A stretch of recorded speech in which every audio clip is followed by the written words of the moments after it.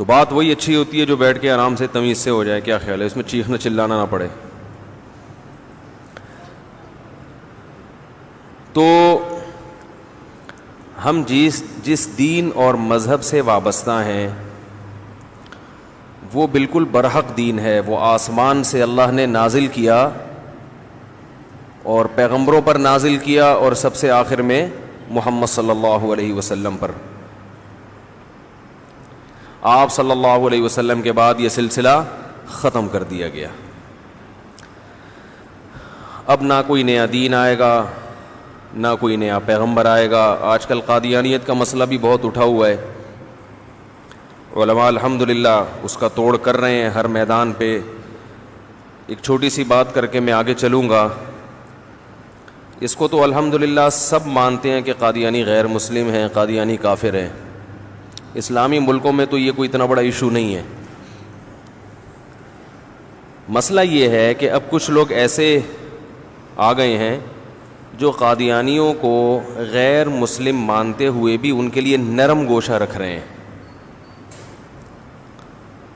دیکھیے یہ بات خوب اچھی طرح سمجھ لیں کہ ہم نہ تو قتل و غارت کے قائل ہیں, نہ مار دھاڑ کے قائل ہیں, نہ بد اخلاقی کے قائل ہیں. ہم نہ تو یہ کہتے ہیں کہ کسی قادیانی کو قتل کرنا جائز ہے, نہ یہ کہتے ہیں کہ کسی قادیانی پہ ہاتھ اٹھانا جائز ہے, نہ یہ کہتے ہیں کہ اس کو گالی دینا جائز ہے. ان کا دین ان کے لیے, ہمارا دین ہمارے لیے. ہم اس کے تشدد والی راہ کے قائل نہیں, اور ہم کیا کوئی بھی قائل نہیں ہے.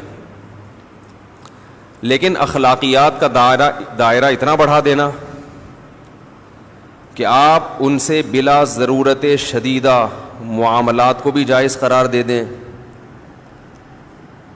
اور ان کے لیے نرم پہلو کہ ان کو غیر مسلم نہ کہو, کسی کافر کو بھی کافر نہ کہو, اس قسم کی چیزیں, اس کو ہم برداشت نہیں کرتے.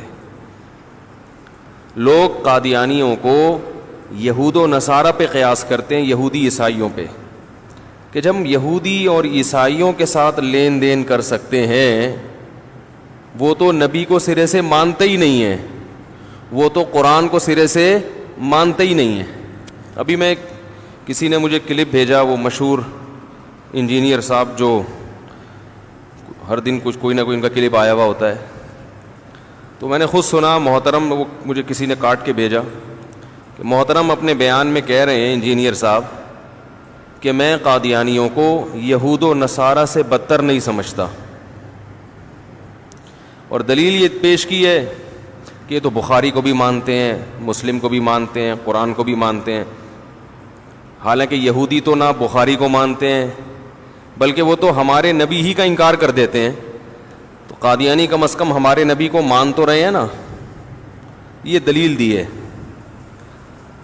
اور یہ دلیل وہی دے سکتا ہے کہ جس کی فیلڈ نہ ہو اور وہ اس فیلڈ کے لوگوں میں ٹانگ اڑانا شروع کر دے.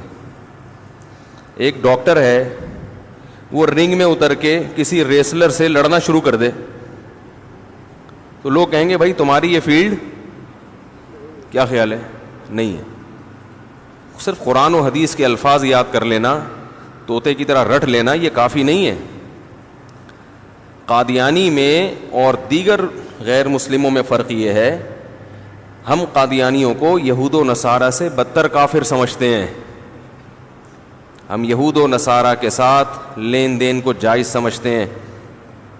قادیانیوں کے ساتھ بلا ضرورت شدیدہ, یہ قید لگاتے ہیں ہم, بلا ضرورت شدیدہ لین دین کو جائز نہیں سمجھتے.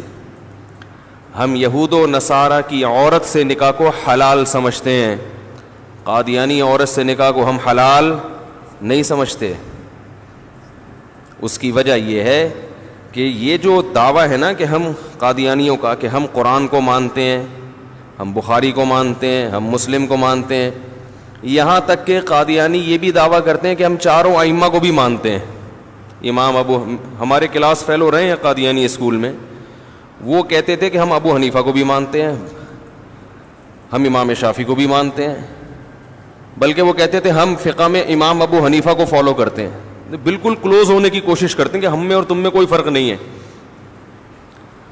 تو یہ لفاظی ہے. اصل میں نہ آپ بخاری کو مانتے ہو, نہ آپ مسلم کو مانتے ہو, نہ آپ قرآن کو مانتے ہو. میں ایک مثال سے بات سمجھاؤں گا.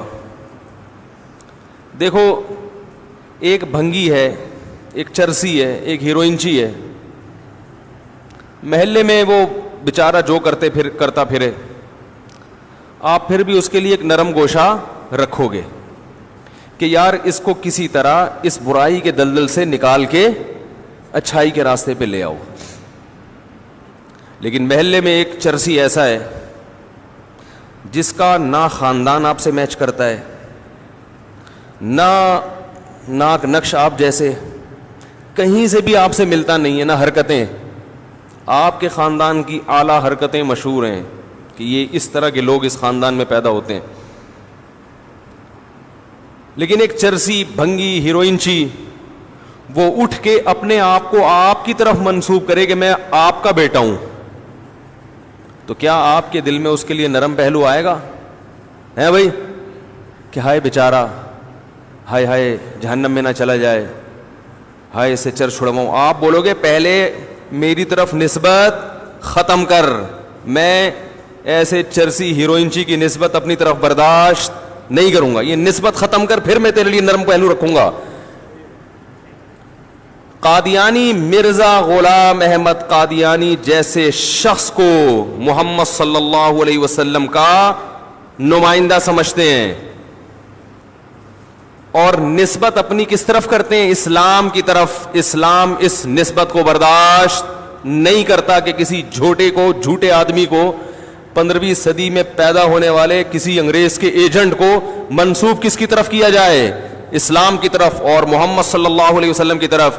ہم محمد صلی اللہ علیہ وسلم کے دامن کو داغدار ہونے نہیں دے سکتے. یہودی یا عیسائی اپنی نسبت اسلام کی طرف نہیں کرتے, اپنی نسبت محمد صلی اللہ علیہ وسلم کی طرف نہیں کرتے. آج قادیانی اپنا رشتہ اسلام سے ختم کر دے, ہم اسے گلے لگانے کے لیے تیار ہیں. وہ کہہ دے کہ میں مسلم نہیں ہوں, میں جو کچھ کر رہا ہوں یہ قرآن کی تعلیمات نہیں ہے, میرا اپنا ایک مذہب ہے. ٹھیک ہے, ہم مانیں گے. آپ اپنے آپ کو ہم کافر بھی نہ کہو, غیر مسلم کہہ دو. نہیں یاری بات, ظاہر ہے کافر تھوڑی اپنے آپ کو کافر کہے گا, وہ تو ہم کہیں گے نا اس کو. ہم یہاں تک کمپرومائز کے لیے تیار ہیں کہ ہم آپ کو کافر سمجھیں گے تو یہ تو ہمارا عقیدہ ہے, ہم کہنا چھوڑ دیں گے, اس پر بھی ہم کمپرومائز کر سکتے ہیں کہ آپ کو اگر کافر کے لفظ سے تکلیف ہو رہی ہے, جیسے قرآن نے یہود و نصارہ سے اہل کتاب سے خطاب کیا نا, ایک عزت دی ان کو, بھئی کافر سے خطاب نہ کرو بلکہ کیا کہو؟ اہل کتاب, کیونکہ وہ کافر کے لفظ سے غصے ہوتے ہیں. تو اللہ نے کہا یا اہل الکتاب تعالوا الی کلمۃ, اے اہل کتاب آؤ ایک ایسی بات کی طرف جو ہمارے تمہارے درمیان مشترک ہے. تو ایک اچھے انداز سے خطاب کیا ہے. تو ہم بھی اس پہ آ جائیں گے, بھائی کافر نہیں کہیں گے, ہم غیر مسلم کہہ دیں گے. آپ کا اسلام سے, کیونکہ آپ یہودی کو غیر مسلم کہو اس پہ اس کو تکلیف نہیں ہوگی, وہ کہے گا کہ میں نے کب کہا ہے کہ میں مسلم ہوں. کسی چرسی ہیروئنچی بھنگی چور اچکا وہ آپ کو اپنی طرف منسوب نہ کرے, پھر آپ اسے گلے لگانے کے لیے تیار ہیں. لیکن وہ آپ کی طرف نسبت کر رہا ہے, تو یہ آپ کے نسب میں کیا کر رہا ہے؟ بولو بھائی, تہمت لگا رہا ہے. کہو گے ایک تو چلو کوئی شہزادہ ہوتا, اول تو وہ بھی میں غلط چیز کو تھوڑی قبول کروں گا. مرزا غلام احمد جھوٹا کذاب, جس کی کتابوں سے ثابت ہوتا ہے وہ کذاب ہے, اس کو اٹھا کے کس کے کھاتے میں ڈال دیا؟ محمد صلی اللہ علیہ وسلم جیسے پیغمبر جن کو اللہ نے سید الانبیاء بنایا, تمام پیغمبروں کا سردار بنایا. تو یہ ختم نبوت پہ ڈاکہ اتنا بڑا جرم, اور پھر آپ کہہ رہے ہیں کہ میں کیا ہوں؟ مسلم ہوں, میں محمد صلی اللہ علیہ وسلم کا ذلی نبی ہوں, میں محمد صلی اللہ علیہ وسلم کا نائب ہوں. نبی صلی اللہ علیہ وسلم ہمارے درمیان موجود ہوتے, کیا برداشت کرتے؟ اور نہیں کیا آپ نے. مسیلمہ کذاب کا دیکھو کیا حال کیا ہے. مسیلمہ کذاب کا صحابہ کرام نے کیا حال کیا تھا, کتنے صحابہ قتل ہوئے, بڑے بڑے حفاظ شہید ہو گئے.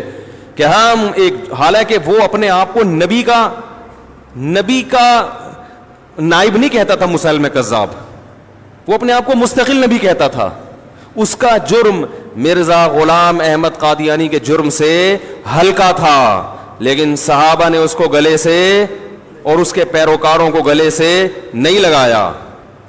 مرزا کا جرم مسیلمہ کذاب کے جرم سے بڑھ کر, اور قادیانیوں کا جرم بھی ان لوگوں کے جرم سے بڑھ کر جو مسیلمہ کذاب کو نبی مانتے تھے, کیونکہ انہوں نے ایک جھوٹے نبی کو مانا اور کھاتے میں کس کے ڈال دیا؟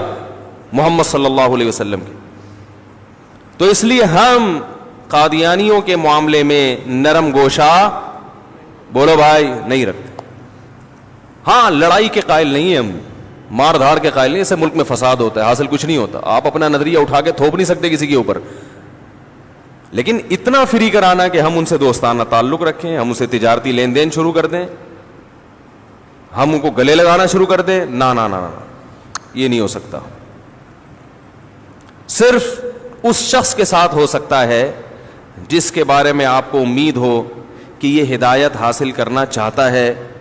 اگر اسے نرم لہجے میں, اسے قریب لا کے, اسے محبت کے ساتھ بات کی جائے تو یہ ہدایت حاصل کر لے گا. وہ پھر تبلیغ کا راستہ اللہ نے تو سب کے لیے کھولا ہوا. ہدایت نبی صلی اللہ علیہ وسلم کی ساری دنیا کے لیے. کوئی قادیانی بحث کرنا چاہتا ہے, بات سمجھنا چاہتا ہے, ڈیبیٹ کرنا چاہتا ہے, اس کے لیے بھی ہم نرم پہلو رکھتے ہیں. بھائی اس سے بدتمیزی سے بات مت کرو, اسے بٹھاؤ, محبت سے بات کرو. حتی یسمع کلام اللہ, جیسے قرآن نے کہا نا کہ مشرکین جب آئیں تو ان کو پناہ دو تاکہ وہ اللہ کا کلام سن لیں. ہدایت کے لیے ہمارے سینے سب کے لیے کھلے ہوئے ہیں, لیکن یہ بھی اس کے لیے جو ہدایت چاہتا ہو.